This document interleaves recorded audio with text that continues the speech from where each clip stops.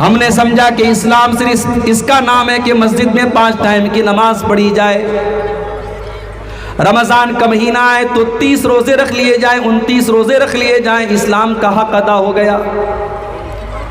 अल्लाह ने दौलत दी है तो साल में नई ज़िंदगी में एक बार हज कर लिया जाए, हर साल अपने माल की 2.5% ज़कात निकाली जाए। हमने समझा कि इस्लाम बस इन्हीं चीज़ों का नाम है।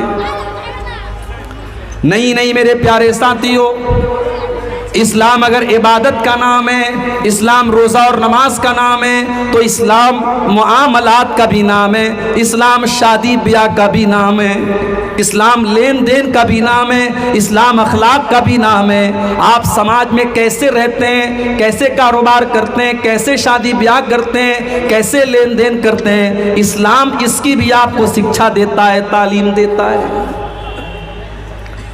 शादी इंसान की जिंदगी का बड़ा ही इंपॉर्टेंट हिस्सा है मेरे प्यारे भाई। मर्द जवान हो गया, औरत जवान हो गई, लड़का बालिग हो गया, लड़की बालिग हो गई। अब जाहिर है अल्लाह ताला ने दोनों के अंदर एक अट्रैक्शन रखा है, एक कशिश रखी है, एक आकर्षण रखा है।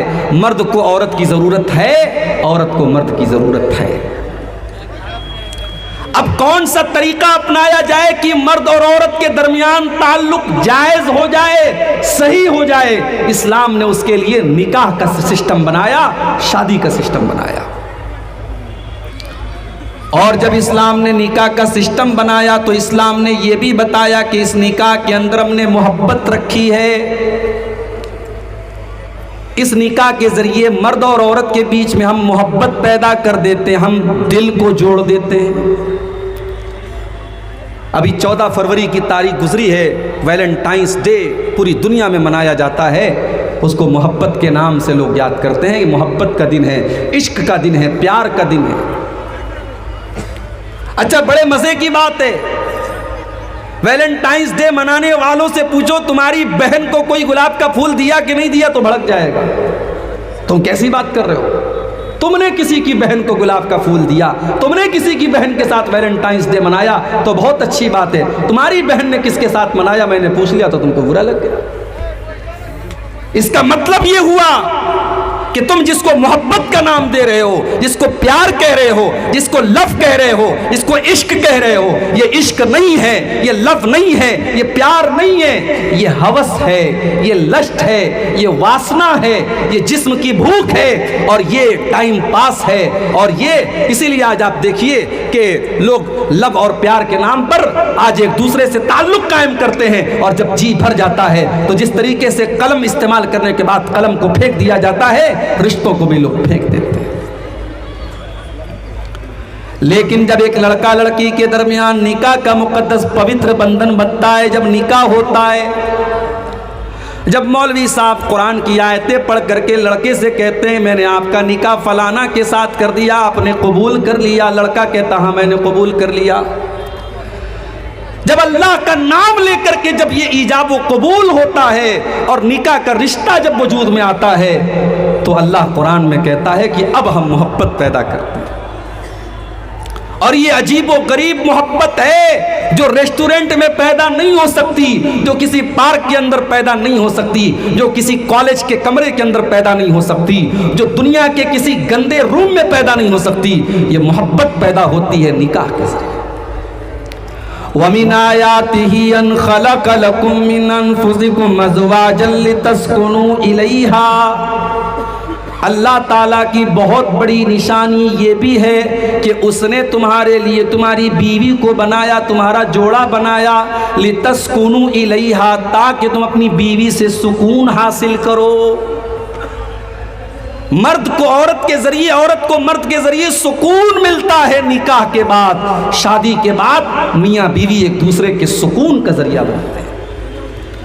और इसीलिए अगर किसी बीवी के अंदर ये क्षमता ना हो कि वो अपने शौहर को सुकून दे, अगर शौहर अपनी बीवी को सुकून न दे, तो समझ लो कि वो अपने रिश्ते के साथ इंसाफ नहीं कर रहा है।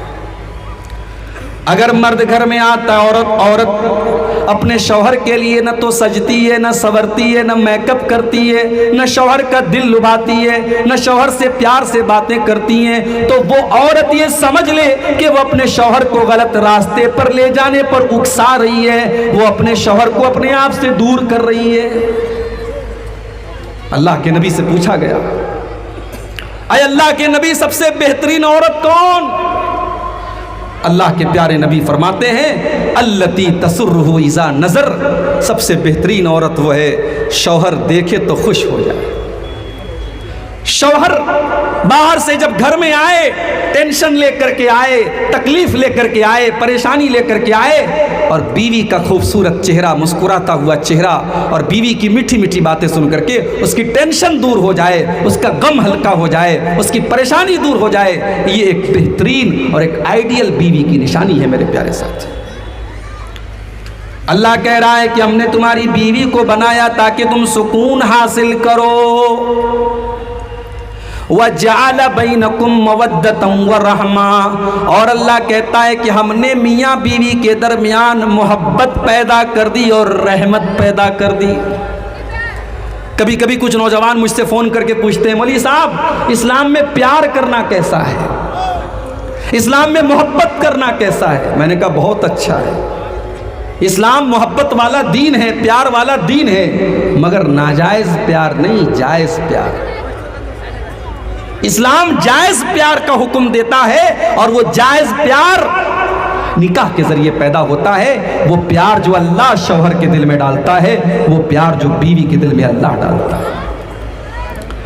लड़का कटिहार का रहने वाला, लड़की कहीं और की रहने वाली, खानदान अलग है, दोनों ने कभी एक दूसरे को देखा भी नहीं था। लड़के वालों ने जाकर के लड़की को देखा, लड़की पसंद आई, रिश्ता तय हो गया, निकाह हो गया, लड़की दुल्हन बनकर के घर में आई। सारी जिंदगी दोनों ने एक दूसरे को कभी देखा नहीं था, लेकिन शादी हो जाती है और 2-4 रोज के बाद इतनी मोहब्बत पैदा हो जाती, इतना प्यार पैदा हो जाता है। लड़का नौकरी के सिलसिले में अपने शहर के बाहर जाने लगता है, कटिहार से बाहर जाने लगता है, दिल्ली मुंबई कलकत्ता जाने लगता है। उसकी 4 दिन की आई हुई बीवी की आंखों में आंसू आ जाते हैं, वो रोने लगती है, वो हाथ पकड़ करके शौहर को मना करती है, मुझे छोड़ के न जाओ, मुझे अपने साथ लेकर के जाओ। ओ लोगो, ये मोहब्बत उस औरत के दिल में किसने डाली? उस शौहर के दिल में उस बीवी की मोहब्बत किसने डाली? कुरान कहता है ये मोहब्बत सोशल मीडिया के जरिए पैदा नहीं हुई, ये मोहब्बत फेसबुक के जरिए पैदा नहीं हुई, ये मोहब्बत इंस्टाग्राम के जरिए पैदा नहीं हुई। वमिन आयातिही अन खलक लकुम मिन अनफुसिकुम अज़वाजा, हमने तुम्हारी बीवियों को बनाया ताकि तुम उनसे सुकून हासिल करो। वजअल बैनकुम मवद्दतम व रहमा, और हमने मियाँ बीवी के दिल में एक दूसरे की मोहब्बत पैदा कर दी। और एक बात बताऊं, मियाँ बीवी के रिश्ते को अल्लाह ने क्या कहा है कुरान में? हुन्ना लिबासुल लकुम व अंतुम लिबासुल लहुन्ना, मर्द अपनी औरत के लिए लिबास है और औरत अपने मर्द के लिए लिबास है। लिबास का मतलब समझते हैं? मैं ब्लेजर पहन के बैठा हूं आपके सामने, क्यों साहब? मैं टी शर्ट पहन के क्यों नहीं आया? क्योंकि मुझे पता है कि मुझे ब्लेजर अच्छी लगती है।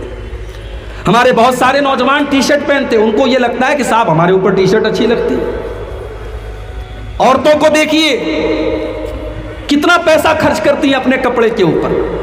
कपड़ा और लिबास इंसान को जीनत देता है, इंसान को सजाता है, इंसान को खूबसूरत बनाता है। अल्लाह फरमा रहा है कि हुन्ना लिबासुल लकुम व अंतुम लिबासुल लहुन्ना, पति अपनी पत्नी के लिए लिबास है, पत्नी अपने पति के लिए लिबास है, यानी दोनों एक दूसरे के लिए जीनत है, एक दूसरे की खूबसूरती है। अगर मर्द की जिंदगी से औरत को निकाल दिया जाए, अगर औरत की जिंदगी से उसके शौहर को निकाल दिया जाए, उनकी रंगीन जिंदगी ब्लैक एंड व्हाइट हो जाएगी, उनकी जिंदगी से खूबसूरती खत्म हो जाएगी। और लिबास का एक काम और भी है, गर्मी का मौसम आया कॉटन का कपड़ा पहन लिया, सर्दी का मौसम आया हमने ऊनी कपड़ा पहन लिया, बरसात का मौसम आया, हम रेन कोट पहन करके निकल गए। लिबास हमें और आपको मौसम के नुकसान से बचाता है। गर्मी में गर्मी से बचाता है, सर्दी में ठंडक से बचाता है, बारिश में बारिश से बचाता है। अब जरा कुरान की इस आयत पर गौर करो। अल्लाह कह रहा है हुन्ना लिबासुल लकुम व अंतुम लिबासुल लहुन्ना, तुम्हारी बीवी तुम्हारे लिए लिबास है, वो तुमको ज़िनाकारी के खराबियों से बचाती है। तुम्हारे पास जब बीवी रहेगी तुम्हारी शर्मगाह का गलत इस्तेमाल नहीं होगा, तुम्हारी आंखें नहीं बहकेंगी, तुम गलत रास्ते की तरफ नहीं जाओगे। और अगर शादी करने के बाद भी तुम्हारी शर्मगाह गलत रास्ते पर जा रही है और तुम्हारी नजरें गलत रास्ते पर जा रही है तो तुम डबल मुजरिम हो, क्योंकि तुम्हारे पास हलाल रास्ता मौजूद था। इसलिए इस्लाम ये कहता है अगर शादीशुदा मर्द या शादीशुदा औरत अगर जिना करती है और किसी गैर के साथ ताल्लुक कायम करती है तो शादीशुदा मर्द और शादीशुदा औरत को सजाए मौत दे दी जाएगी, उसको पत्थरों से मार मार के खत्म कर दिया जाएगा, क्योंकि वो मुजरिम नहीं है, वो डबल मुजरिम है। उसके पास तो अपनी ख्वाहिश को पूरा करने के लिए हलाल रास्ता मौजूद था। हुन्ना लिबासुल लकुम, औरतें अपने शौहर के लिए लिबास हैं और शौहर अपनी बीवी के लिए लिबास है। अच्छा, लिबास का एक काम और भी है। यहां जितने लोग बैठे हैं सबके बदन पे कपड़ा है, कोई लुंगी पहने हुए है, कोई पाजामा पहने हुए है, कोई पैंट पहने हुए है, लेकिन सबके बदन पे कपड़ा है। अगर इस पूरे जलसे में कोई अचानक से आ जाए जो बिल्कुल नंगा हो, उसके बदन पे कपड़ा ना हो, तो पहली नजर में हम कहेंगे कि यह आदमी पागल है, यह आदमी पागल है। अगर यह सही होता तो यह नंगा ना होता। एक अक्लमंद इंसान जिसका दिमाग सही तरीके से काम कर रहा हो, ऐसा नहीं हो सकता कि वो नंगा घूमेगा, क्योंकि लिबास हमारी सतर पोशी करता है, हमारी शर्मगाह को ढांपता है, हमारी इज्जत पर पर्दा डालता है। अब जरा कुरान की इस आयत पर गौर करो। हुन्ना लिबासुल लकुम व अंतुम लिबासुल लहुन्ना, तुम्हारी बीवी तुम्हारे लिए लिबास है, तुम अपनी बीवी के लिए लिबास हो। वो तुम्हारी इज्जत पर पर्दा डालती है, तुम उसकी इज्जत पर पर्दा डालते हो। वो तुम्हें छुपाती है, तुम उसे छुपाते हो। तुम दोनों एक दूसरे के लिए पर्दा हो, पर्दा। इसीलिए अल्लाह के नबी ने सख्ती से मना किया है। सुहाग रात के बाद लड़के अपने दोस्तों से शेयर करते हैं अपनी बातें, इस्लाम ने कतई तौर पर हराम किया है। बेडरूम के अंदर मियाँ बीवी के दरमियान जो बातें हो रही हैं, जो मोहब्बत हो रही है, वो मियाँ बीवी के दरमियान का एक राज है, एक सीक्रेट है। उस सीक्रेट को आपको किसी के सामने जाहिर नहीं करना है। खबरदार, खबरदार, कोई औरत अपनी सहेलियों को न बताए, कोई मर्द अपने दोस्तों को न बताए। अल्लाह के नबी ने मना किया है। क्यों मना किया है? फरमाया हुन्ना लिबासुल लकुम व अंतुम लिबासुल लहुन्ना, तुम दोनों एक दूसरे का लिबास हो। और लिबास का काम तो पर्दा डालना होता है, लिबास का काम बेपर्दा करना नहीं होता। अल्लाह अकबर। ये मोहब्बत है जो निकाह के जरिए पैदा होती है मेरे भाई। इसीलिए इस्लाम ने निकाह करने का हुक्म दिया और निकाह को आसान बनाने का भी हुक्म दिया। अल्लाह के नबी फरमाते खैरुन निकाही ऐसरुहु, सबसे ज्यादा बरकत वाला निकाह वो है जिसके अंदर सबसे कम खर्च किया जाए, सबसे आसानी के साथ निकाह हो जाए। इसीलिए अल्लाह के नबी ने निकाह को आसान करते हुए फरमाया इज़ा खतबा, जब तुम्हारे लड़का या लड़की के लिए इज़ा खतब इलैकुम मिम्मन तरज़ौना दीनहु व खुल्क़हु, जब तुम्हारे लड़का या लड़की के लिए कोई अच्छा रिश्ता आ जाए, दीनदार घर का रिश्ता आ जाए, अच्छे अखलाक वाले घर का रिश्ता आ जाए, फ़ज़व्विजुहु, तो तुम अपनी लड़की की शादी कर दो, तुम अपने लड़के की शादी कर दो। अगर तुम ऐसा नहीं करोगे, इल्ला तफालू, अगर तुम ऐसा नहीं करोगे, तकुन फितनतुन फिल अर्ज़ि व फसादुन अरीज़, तो जमीन के अंदर बहुत ज्यादा फसाद फैल जाएगा, फितना फैल जाएगा। आज फितना फैल रहा है, फितना फैल रहा है। आज हमने निकाह को मुश्किल बनाया, बारात का सिस्टम हमने दाखिल किया, जहेज का सिस्टम हमने दाखिल किया, लाखों रुपये का वलीमा होगा तब निकाह होगा, बारात 200 लोगों की बारात जाएगी तब निकाह होगा, 2 व्हीलर और 4 व्हीलर मिलेगी तब निकाह होगा। हमने जब निकाह को इन रस्मों के जरिए बोझल बनाया, नतीजा ये निकला आज निकाह मुश्किल हो रहा है और जिना आसान हो रहा है। इतना आसान हो गया जिना, मोबाइल की एक चैटिंग के जरिए आज जिना हो जाता है, व्हाट्सएप के जरिए एक चैटिंग के जरिए आज होटल के किसी कमरे में जाकर के जिना किया जा रहा है। आज जिना इस कदर आम हो रहा है, हमने निकाह को मुश्किल बना करके मेरे प्यारे साथियों हमने जिना को आसान बना दिया। याद रखो मेरे भाइयों, तबलीगी जलसा है, इस्लाही जलसा है, मैं वही बातें करूंगा जिसका ताल्लुक समाज की इस्लाह से है। अगर मेरी बातें आपको बुरी लगे तो मुझे माफ़ करना, मगर जो समाज की हकीकत है वो मैं आपको दिखाऊंगा। आज हमने और आपने जिना को आसान कर दिया और निकाह को मुश्किल कर दिया। कितने घरों में लड़कियां आज 30-30 साल की हो गई, बाप के पास बेटियों के जहेज का इंतजाम नहीं है, बेटियों की शादी करने के लायक वो नहीं है, वो बेचारा गरीब है, मजदूर है, वो कैसे कैसे अपनी रोजी रोटी चलाता है, वो कहां से लाखों रुपए का इंतजाम करेगा। 30-30 साल की 35-35 साल की बिन ब्याही लड़कियां आज बैठी हुई हैं। मेरे प्यारे साथियों, जो लड़की 18 साल की उम्र में जवान हो चुकी है, जिसके अंदर मर्द के साथ शादी करने की ख्वाहिश 18 साल की उम्र से पैदा हो चुकी है, जिसके अंदर नेचुरल तौर पर अल्लाह ताला ने वो जज्बा 18 साल की उम्र में रखा है, उस लड़की को आपने 30 साल की उम्र तक 35 साल की उम्र तक आपने उसको बिठा के रखा है। अगर उस लड़की के कदम बहक गए, वो गलत रास्ते पर चली गई, अल्लाह न करे उसने कोई गलत काम कर दिया, तो सोचो मेरे भाई उसका कौन कौन जिम्मेदार होगा। लड़के आज 18 साल की उम्र में जवान हो चुके हैं, शादी हो रही है 30 साल की उम्र में, 32 साल की उम्र में। हमारा बेटा भी अपने पैर पे नहीं खड़ा हुआ है, जब सरकारी नौकरी मिलेगी तब शादी करेंगे, जब अच्छा खासा पैसा कमाने लगेगा तब शादी करेंगे। लड़का 18 साल की उम्र में जवान हुआ, आप शादी कर रहे हैं 30 साल की उम्र में, क्या 12 साल तक वो क्या नमाज पढ़ करके और तहज्जुद पढ़ करके और कुरान पढ़ करके अपने आप को गुनाहों से बचा लेगा? नहीं नहीं मेरे प्यारे साथियों, ये बड़ा मुश्किल रास्ता है, ये बड़ी मुश्किल डगर है। आप अपने बच्चे और बच्चियों को खतरे में डाल रहे हैं, उन्हें गलत रास्ते पर लेके जा रहे हैं। अल्लाह के नबी फरमाते हैं, या माशर शबाबी मन इस्तता मिनकुमुल बात फलयतज़व्वज फइन्नहु अग़ज़्ज़ु लिलबसरी व अहसनु लिलफर्जी।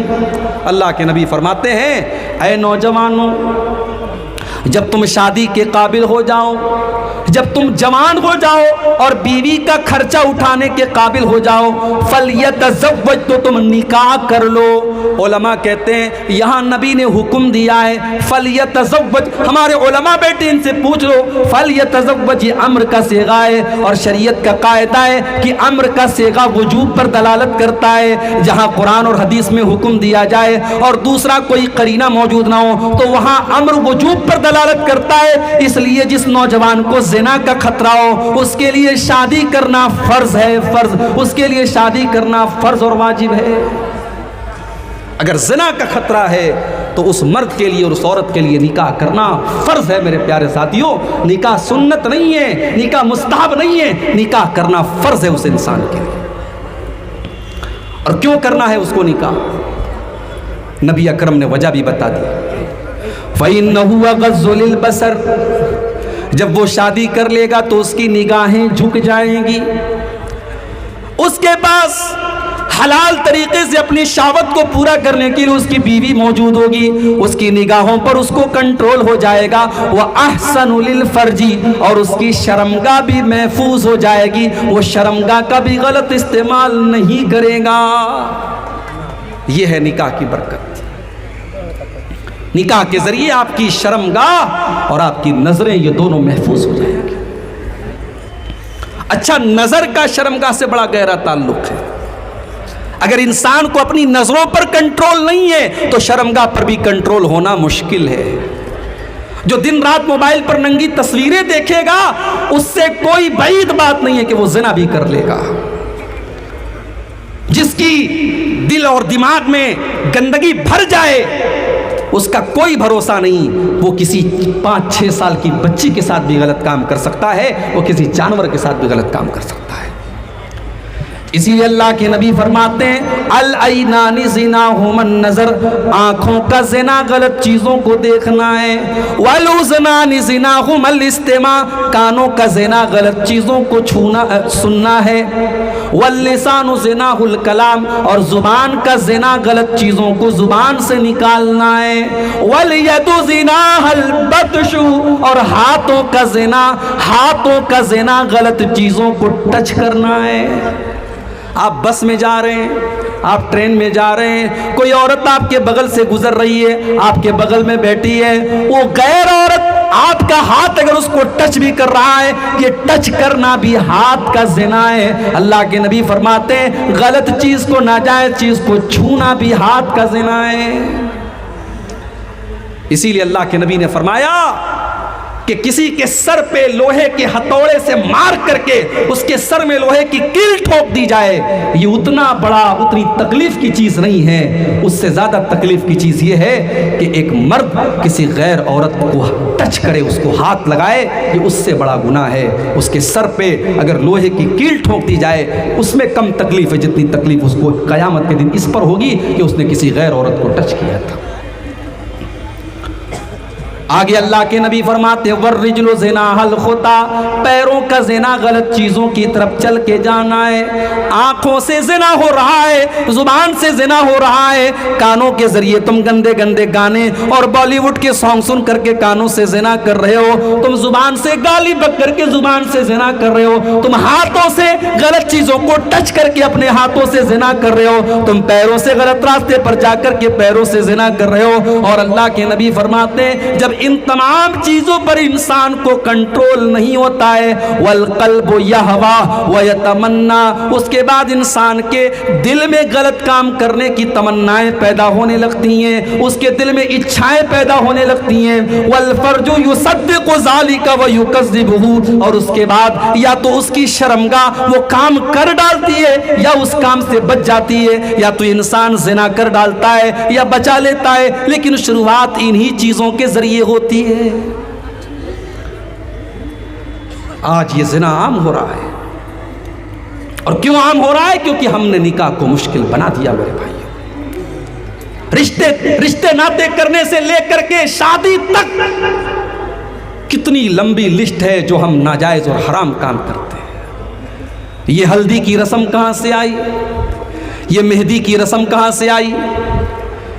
लड़की को हल्दी लगाई जा रही है, खानदान की सारी लड़कियां इकट्ठा हुई हैं, सब पीले पीले रंग के कपड़े पहने हुई हैं। उस घर में अकीका की दावत तो नहीं होती, वलीमा की दावत तो नहीं होती, लेकिन हल्दी की रस्म जरूर पूरी की जा रही है। सारी लड़कियां हल्दी के कलर का कपड़ा पहनी है और दुल्हन को हल्दी लगाई जा रही है। फंक्शन हो रहा है, पार्टी हो रही है, नाच गाना हो रहा है, रात में औरतें गीत गा रही हैं। ये तमाम चीजें मेरे प्यारे साथियों हिंदू मजहब से ली गई हैं और आपके हिंदुस्तानी कल्चर से ली गई हैं। इस्लाम में ये तमाम चीजें हराम हैं। अल्लाह के प्यारे नबी फरमाते हैं मन तशब्बह बिकौमिन फहुव मिनहुम, जो किसी कौम की नकल करेगा, जो किसी कौम के तरीके पर चलेगा, वो कल क़यामत के दिन उन्हीं लोगों के साथ रहेगा। शादी हो रही है, नाच हो रहा है, गाना हो रहा है, मुसलमान के घर की शादी है। और आगे बहुत बढ़ करके बताऊं, अहले हदीस के घर की, सीने पर हाथ बांधने वाला और रफुल यदैन करने वाला और आमीन जोर से बोलने वाला और नबी की एक एक सुन्नत पर अमल करने का दावा करने वाला, उसके घर में भी नाच गाना हो रहा है शादी के मौके पर।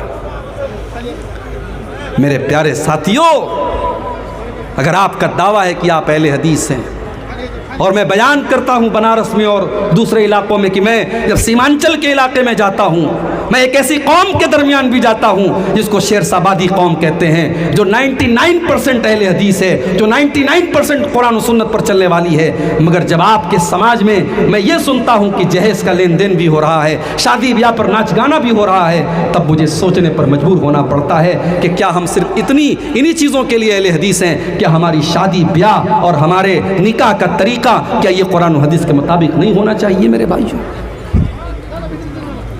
शादी ब्याह में नाच गाना हो रहा है, अच्छे अच्छे दीनदार घरों में नाच गाना। अल्लाह के नबी फरमाते, इब्ने माजा की रिवायत है, यकूनु फी हाज़िहिल उम्मति खस्फुन व क़ज़्फ़ुन व मस्ख़ुन, मेरी उम्मत पर एक ऐसा ज़माना भी आएगा जब लोगों को ज़मीन में धसा दिया जाएगा।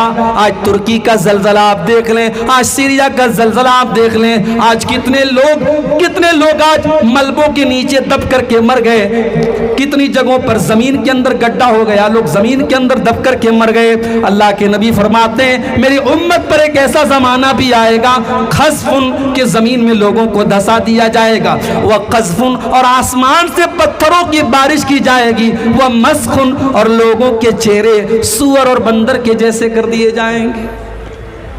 बाज़ उलमा कहते हैं कि सूअर और बंदर की तरह चेहरा होने का मतलब यह भी हो सकता है कि इंसान की शक्ल तो रहेगी, चेहरा तो इंसान के जैसा रहेगा, मगर नेचर सूअर के जैसा हो जाएगा, सूअर के जैसा बेहया हो जाएगा, बंदर के जैसा बेगैरत हो जाएगा।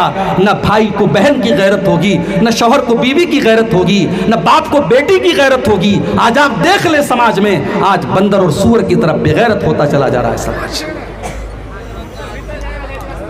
साहबा ने पूछा, अल्लाह के नबी वो जमाना कब आएगा? आपने फरमाया, इज़ा ज़हरतिल क़ैनात वल मआज़िफ़, जब नाचने गाने वालियां तुम्हारे घरों के अंदर आ जाएंगी। अरे घर छोड़ दो, अब तो मस्जिदों के अंदर आ गई नाचने गाने वालियां। तारीख में कभी किसी ने सोचा नहीं था कि अल्लाह के घरों में गाना बजेगा। इमाम साहब नमाज पढ़ा रहे हैं, पीछे किसी के मोबाइल को बेचारा साइलेंट करना भूल गया और उसके मोबाइल पर गाना बजने लगा। उस अकल के अंधे को यह भी उसने नहीं सोचा कि हो सकता है मैं मस्जिद में जाऊं और मोबाइल को साइलेंट करना भूल जाऊं, कम से कम अपनी रिंगटोन को वो कोई नॉर्मल साउंड लगा लेता, कोई घंटी लगा लेता। उस बेचारे को शाहरुख खान से इतना प्यार है, उसने पठान फिल्म का कोई गाना लगा दिया। अब पूरी नमाज जो है, नमाज चल रही है, इमाम साहब बेचारे सज्दे में सुभान रब्बियल आला कह रहे हैं और पीछे उसके मोबाइल पे गाना बज रहा है। ये हालात हैं मेरे भाई। अभी मैं कलकत्ता गया था, मटिया बुर्ज के इलाके में, बहुत बड़ा मुसलमानों का इलाका है मटिया बुर्ज का इलाका। जुमा का दिन था, सुबह के 11 बज रहे थे जब मैं पहुंचा। मटिया बुर्ज में एक थिएटर है, सिनेमा है। देखा कि बेचारे शाहरुख खान साहब की जो नई फिल्म आई है पठान, जिसको देखना बड़े सवाब का काम है और जिसको देखने के लिए लोग बड़ी आपस में जो है दौड़ धूप और मुकाबला कर रहे हैं। मैंने देखा कि नौजवानों की बड़ी भीड़ लगी है, हाउसफुल चल रही है। हमारा नौजवान आज समझ रहा है कि इस्लाम की तरक्की इसी में है कि मैं ये फिल्म देख लूँ, ताकि जो लोग बाइकआउट कर रहे हैं मैं उसका मुंह बंद कर दूँ, मैं ये फिल्म देख करके शाहरुख खान का भला कर दूँ। ये हालात है हमारे। अच्छे अच्छे आलिमों का मोबाइल आप देखिए, वो बेचारा फेसबुक पर अच्छी अच्छी बातें देख रहा है। अब फेसबुक तो होशियार है ना, अब फेसबुक पर आप जब उसकी रील्स देखते हैं, आपने कोई वीडियो एक बार देख लिया, अगर आपने वो वीडियो एक बार देख लिया, फेसबुक समझ गया कि ये वीडियो आपको अच्छा लगा, तभी तो आपने पूरा देखा। अब उससे रिलेटेड वीडियो बार बार आएगा। आपने कोई गाना देख लिया, बार बार गाना आएगा। कोई ऐसी चीज़, कोई सीरियल वगैरह देख लिया, बार बार सीरियल आएगा। आज आप उलमा और बड़े बड़े दाढ़ी वालों और नमाजियों के मोबाइल पर आज गाने बज रहे हैं। अल्लाह के नबी फरमा रहे हैं कि लोगों के घरों में नाचने गाने वालियाँ आ जाएगी। वशुरिबतिल खुमूर, और अल्लाह के नबी फरमाते हैं कि शराबें बहुत ज़्यादा पी जाएंगी। शराबियात पी जा रही है। कितने नौजवान आज शौकिया शराब पी रहे हैं। आज भारत के आपके इस स्टेट के अंदर, बिहार के अंदर गवर्नमेंट ने शराब के ऊपर पाबंदी लगाई है, उसके बावजूद चोरी चुपके कितनी शराब पी जा रही है। आज अफसोस की बात तो यह है कि शराब बंदी की ये मुहिम तो हमें और आपको चलाना चाहिए था। हमने तो 1400 साल पहले शराबबंदी का ऐलान किया था। हमारे मजहब ने तो 1400 साल पहले शराबबंदी का ऐलान किया था। नीतीश कुमार ने तो बहुत बाद में किया है, आपके मुख्यमंत्री जी ने तो बहुत बाद में किया है। इस्लाम तो 1400 साल पहले ये ऐलान कर चुका है, इन्नमल खम्रु वल मैसिर वल अंसाब वल अज़लाम रिज्सुम मिन अमलिश शैतान। शराब बहुत गंदी चीज़ है, शैतान का काम है। मगर आज कितने मुसलमान शराब पी रहे हैं। मेरे प्यारे साथियों, अल्लाह के नबी ने फरमाया कि जब ऐसा दौर आएगा तब लोगों को ज़मीन में धंसाया जाएगा, आसमान से पत्थरों की बारिश होगी। तो आज हमने ज़िना को आसान कर दिया, निकाह को मुश्किल बना दिया। हल्दी की रस्म हो रही है, नाच गाना हो रहा है, और पता नहीं, मुझे नहीं मालूम कि आपके यहाँ ये चीज़ें कि नहीं। शहरों में तो मैं देखता हूँ कि बाकायदा पूरी शादी की वीडियो रिकॉर्डिंग हो रही है। होती है आपके यहाँ भी होती है? पैसे वाले लोगों के यहाँ होती होगी। वीडियो रिकॉर्डिंग हो रही है, एक गैर मर्द आता है घर की औरतों के बीच में घुस करके एक एक चीज़ को रिकॉर्ड कर रहा है, और बाद में उसकी पूरी कैसेट बनती है, पूरी सीडी बनती है, और बाद में लोग मज़े ले लेके देखते हैं, कहते हैं कितनी यादगार चीज़ है, मेरी शादी के मौके की देखो वीडियो बन रही है। कहाँ गई तुम्हारी गैरत, कहाँ गई तुम्हारी शर्म व हया? वो इस्लाम जो ये हुक्म देता है कि देवर भी अपनी भाभी के सामने तन्हाई में न जाए, वो इस्लाम जो ये हुक्म देता है कि जीजा भी अपनी साली से अकेले में न मिले, तन्हाई में न मिले, वो उसके लिए गैर महरम है। क्या वो इस्लाम इस बात की परमिशन दे सकता है कि वीडियो रिकॉर्डिंग करने वाला आपके घर की औरतों को, जब वो शादी के सजावट में सजी हैं, मेकअप करके आई हैं, लदी फदी हैं, वो सबकी रिकॉर्डिंग कर रहा है, वो दुल्हन के कमरे में पहुंचा हुआ है, वो सबके फ़ोटो खींच रहा है, सबकी वीडियो रिकॉर्डिंग कर रहा है? कहाँ गई तुम्हारी गैरत मेरे प्यारे भाई?